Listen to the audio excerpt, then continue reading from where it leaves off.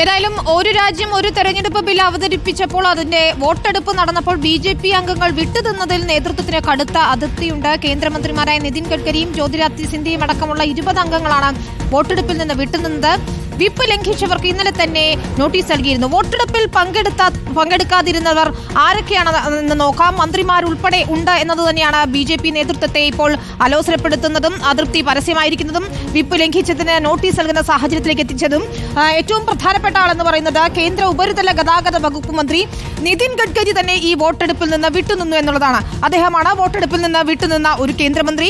മറ്റൊരാൾ കേന്ദ്ര ടെലികോം മന്ത്രി ജ്യോതിരാദിത്യ സിന്ധ്യയാണ്. പ്രമുഖ നേതാക്കൾ തന്നെ വിട്ടുനിന്നതിൽ ബി.ജെ.പി. നേതൃത്വത്തിന് അമർഷമുണ്ട്. മറ്റൊരാൾ കേന്ദ്ര ജലശക്തി മന്ത്രി CR പാട്ടീലാണ്.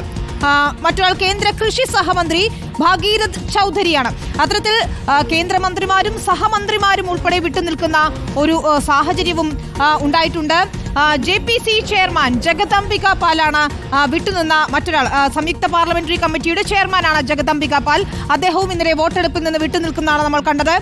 ശന്തനു താക്കു, BY രാഘവേന്ദ്ര, വിജയ് ബാഗേൽ, ഉദയരാജ ബോൺസാലെ, ജഗന്നാഥ് സർക്കാർ, ജയന്ത് കുമാർ റോയ്, V സോമണ്ണ, ചിന്താമണി മഹാരാജ് തുടങ്ങിയ ബി.ജെ.പി. നേതാക്കളെല്ലാം തന്നെ വിട്ടുനിൽക്കുകയും ചെയ്തു. ഈ സാഹചര്യത്തിൽ കൂടിയാണ് വിപ്പ് നൽകിയിരിക്കുന്നത്. എന്തുകൊണ്ടാണ് നോട്ടീസ് നൽകിയിരിക്കുന്നത്, എന്തുകൊണ്ടാണ് വിപ്പ് ലംഘിച്ചുകൊണ്ട് വിട്ടുനിന്നത് എന്ന ചോദ്യമാണ് ഉയർത്തുന്നത്.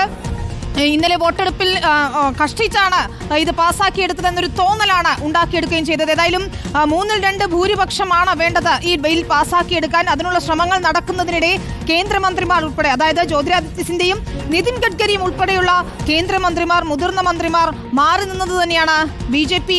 നേതാക്കളെ അല്ലെങ്കിൽ ബി.ജെ.പി. നേതൃത്വത്തെ അതൃപ്തിയിലേക്ക് എത്തിച്ചിരിക്കുന്നത്.